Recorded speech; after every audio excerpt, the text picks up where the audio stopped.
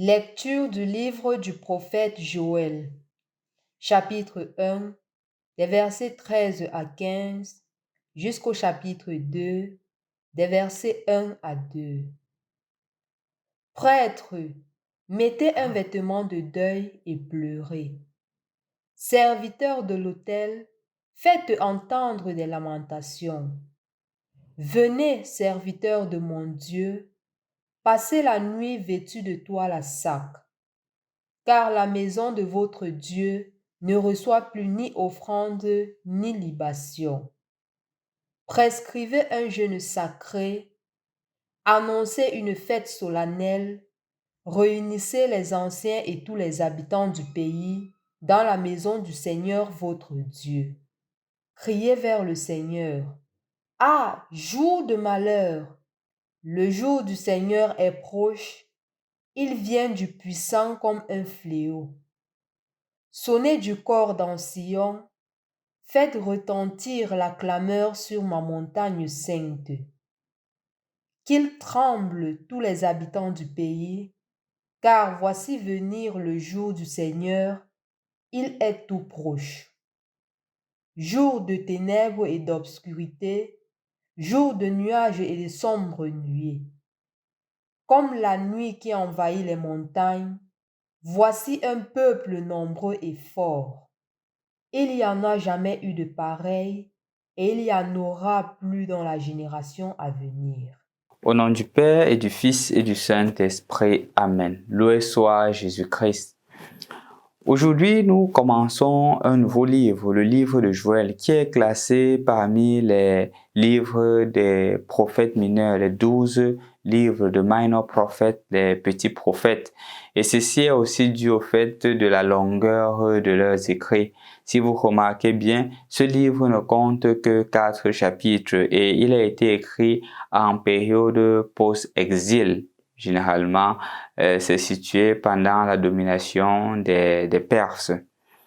Et comme nous pouvons le constater, et comme nous l'avions d'ailleurs constaté avec le livre d'Esdras ou de Néhémie, il y avait justement des conflits au retour de l'exil avec les personnes qui étaient restées là-bas, avec les Israélites qui rentraient dans leur terre, les conflits qui naissaient avec la construction du temple qui était davantage un conflit parce que des personnes réduisaient leur effort sur le temple et se focalisaient sur leur propre maison, sur leurs propres habitats. Et le conflit aussi du fait que les Israélites qui étaient restés là-bas avaient fait des mariages mixtes, ce que les Juifs souches, les Juifs qui n'avaient pas fait de mariage mixte n'acceptaient pas. Et donc, il y avait beaucoup de difficultés, beaucoup de tensions en cette période où Joël est en train d'écrire. C'est pour cela que Joël utilise une attitude qui est assez différente de ses prédécesseurs. Il commence d'abord par une invitation à la solidarité. Il fait comprendre au peuple que dans les moments difficiles, dans les moments de trouble, la solution n'est pas de se recroqueviller sur soi-même. La solution n'est pas de barrer la route à l'autre. La solution n'est pas de créer des divisions autour de nous et parmi nous. La solution est la solidarité. Dans les moments de souffrance, la solution est la solidarité. Dans les moments difficiles, la solution est la solidarité. En fait, c'est ce à quoi le livre de Joël voudrait inviter le peuple, voudrait t'inviter toi et moi en ce jour, spécialement en ce premier chapitre. C'est pour cela que Joël fait comprendre que le prêtre qui a une fonction supérieure doit jouer son rôle de facteur ou de canal de solidarité, canal d'amour. Chacun à son niveau doit jouer son rôle pour que la solidarité puisse grandir. Et un des moyens, c'est de toujours mettre le Seigneur au centre. De façon plus concrète, chers frères et sœurs dans le Christ, est-ce que nous pouvons nous dire ou nous pouvons affirmer que dans les moments de souffrance des autres, nous faisons preuve de solidarité?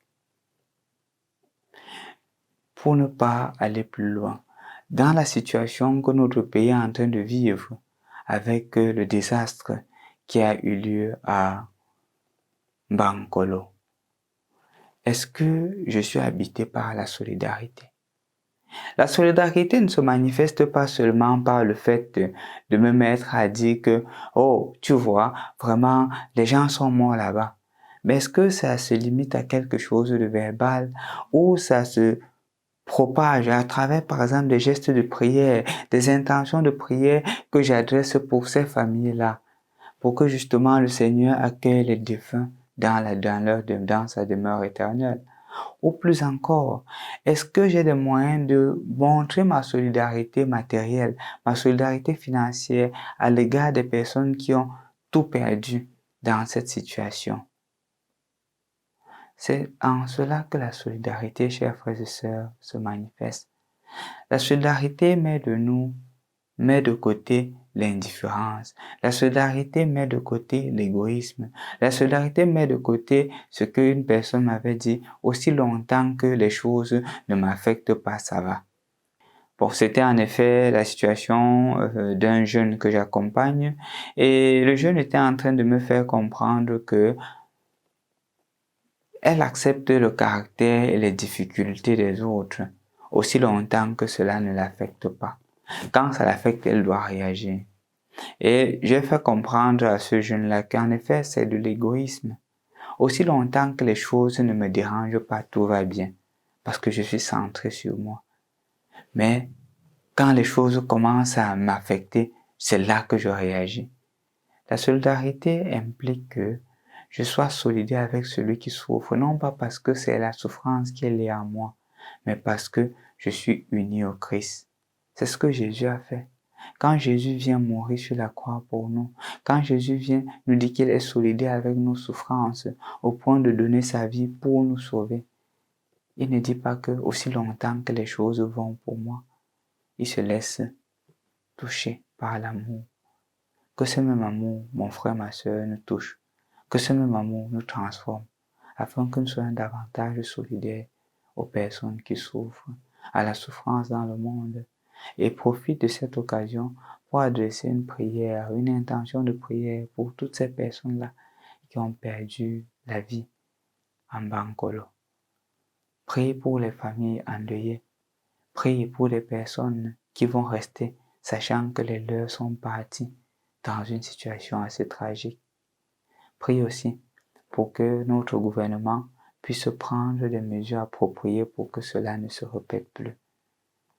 Il y a de cela quelque temps, c'était à Bafoussam, à Tonga.